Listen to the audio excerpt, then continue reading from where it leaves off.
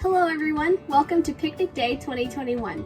My name is Lauren Leyva and I'm a freshman representative for the American Institute of Chemical Engineers at UC Davis, also known as IG. Today, I'll be demonstrating how you can make your very own Silly Putty at home. Silly Putty is a fun, rubber-like substance that has some properties. Some of the properties of Silly Putty are that it's elastic, meaning that it's stretchy when you apply a small force. Viscous, meaning that Silly Putty has the consistency in between a solid and a liquid. Lastly, Silly Putty is held together through bonds. This is what makes Silly Putty elastic. So the two types of bonds that hold Silly Putty together are hydrogen and covalent bonds. When a big force is applied to Silly Putty, you can see that these bonds break apart. Fun fact, if you want to know what's the state of matter of Silly Putty. So as discussed earlier, we know that Silly Putty is viscous, meaning that it has the consistency between a solid and a liquid. But what is the state of matter of Silly Putty? Is it a solid, liquid, gas?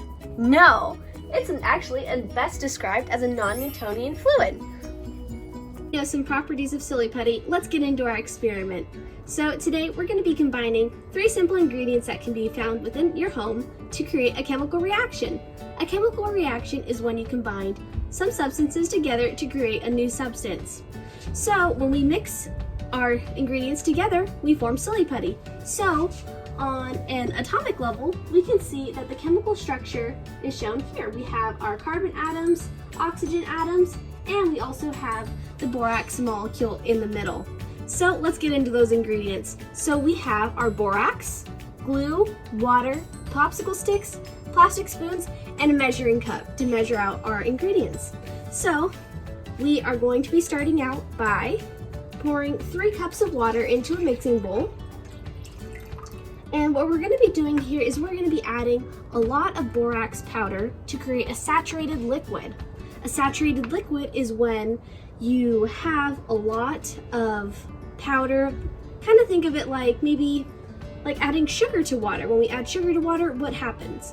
So when you add sugar to water, the sugar dissolves. But if you add enough sugar, then the sugar won't be able to dissolve in the water because there's not enough water to dissolve the sugar. So the same thing is going to be happening here. We're going to be wanting to create a saturated liquid with the borax to create a saturated liquid. So after we do that, we're going to grab a popsicle stick and we're just going to stir this around. So we're going to let that set aside after to now create the other part of this experiment. So now that we have our saturated liquid of borax and water, we can move on to our next part of our experiment, which is going to be combining Elmer's glue and water.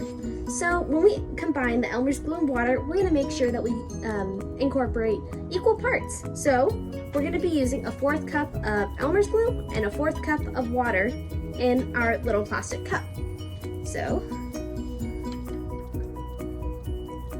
when we do this, we are going to use a plastic spoon to get the excess glue out of our measuring cup so that all of it can get mixed in the cup.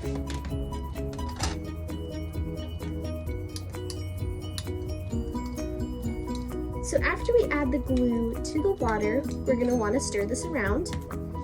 And we want to stir until it's fully mixed in. That meaning that we don't need any clumps in here so that our liquid can be completely one. Alright, so after you mix the glue and the water, we can now add, if you'd like, some food coloring to dye the solution.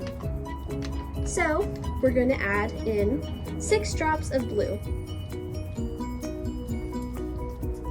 And we're going to stir this around until the blue is in all the color. Awesome! So now the solution is fully blue. We can take out our spoon and we're going to be using a popsicle stick now. So now that we have our borax solution set aside, let's give that a quick stir. Awesome. So for this next part of our experiment, we're going to be using this popsicle stick and a plastic spoon, and we're going to be so for this part, we don't really know exactly how much borax solution we're going to be needing for our glue and water solution. So we're going to have to take it spoonful by spoonful to see when the putty will be made. So I'm just going to add 2 spoonfuls of our borax solution, and I'm going to give it a mix. So when I begin to mix this, I can immediately see that the glue and water solution is getting thicker, as you can see there.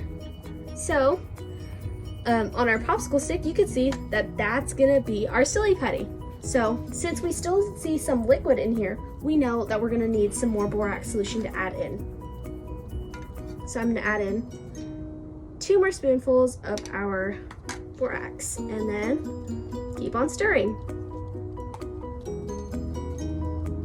All right, so we still have some liquid in there, so I'm gonna add 2 more spoonfuls.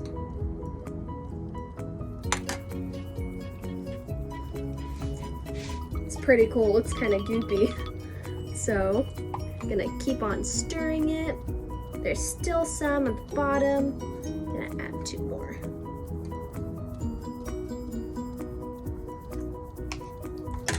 Awesome, we're almost done.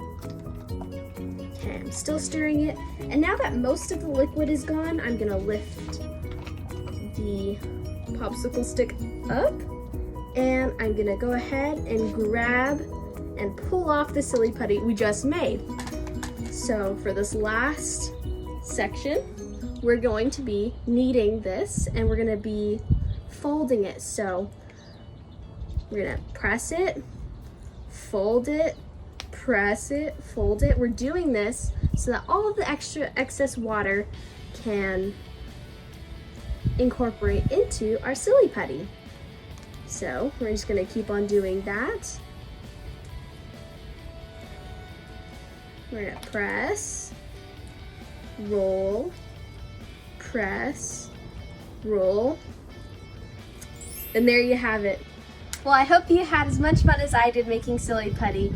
Thank you so much, and have a great picnic day.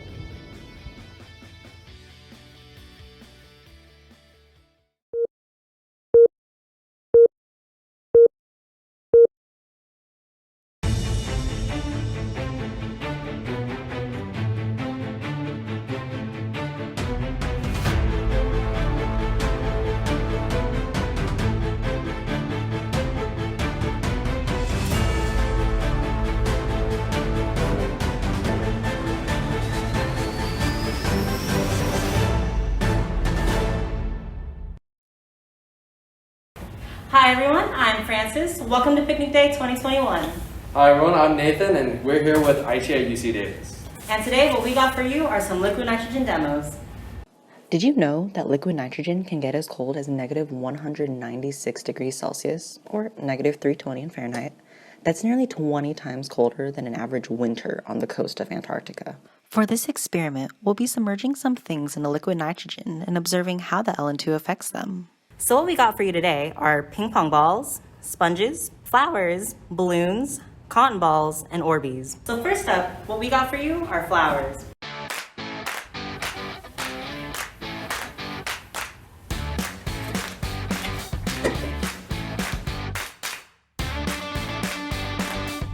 So what exactly is happening here? Well, the petals and flowers are mostly made up of water, so by putting in the liquid nitrogen, we're basically making really thin sheets of ice.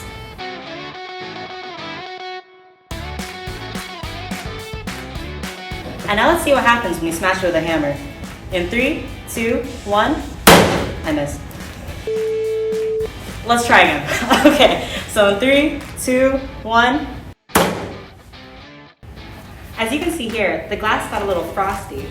But what's happening here?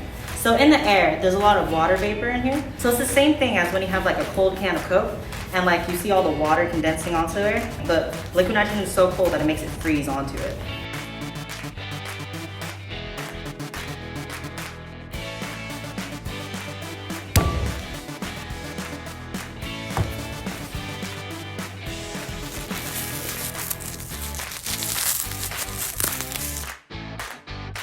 Okay, so now we're gonna try to see what happens when we do this with the ping pong ball.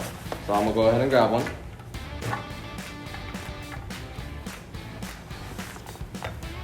And let's see what happens. So as you can see, it didn't shatter anything, it just made a dent. And the reason why this was so easily done is because when the ping pong ball gets super cold from liquid nitrogen, there's a pressure difference along with a temperature difference. Now, a low temperature results in a lower pressure, which is why it crushed so easily. So now I'm going to try to smush these ping pong balls with my hands. And I'm going to do one that's been in liquid nitrogen and one that wasn't in liquid nitrogen. So I'm going to try to smush one that hasn't been in liquid nitrogen. So I'm putting a good amount of force and it kind of smushes, but it just returns. Now I'll try one that's been in liquid nitrogen. It smushes a lot more easily and it stays in this form. Just from submerging the balloon, you can see that it starts to shrink and shrivel. What's happening here is similar to what was happening with the ping pong ball and the pressure difference. What changed? Well, the rubber is far more elastic than the plastic ball, so we're able to completely deform the balloon. But when you take it out of the nitrogen, the temperature rises and it returns to its original form. Okay, so now we're going to try to smash a cotton ball. So, here we go. Alright, so let's see what happens. As you can see, nothing really happened, and that's because the cotton actually just absorbed all the liquid nitrogen. So instead of becoming something like the flour, it just soaked it up.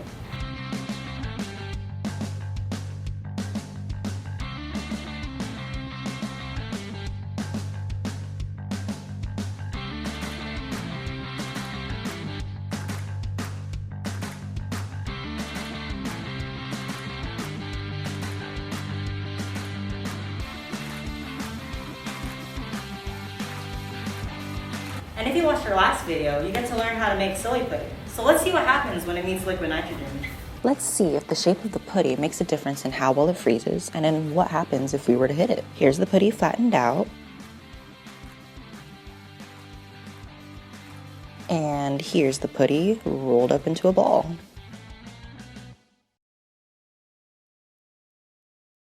That's all, folks. Thanks for watching.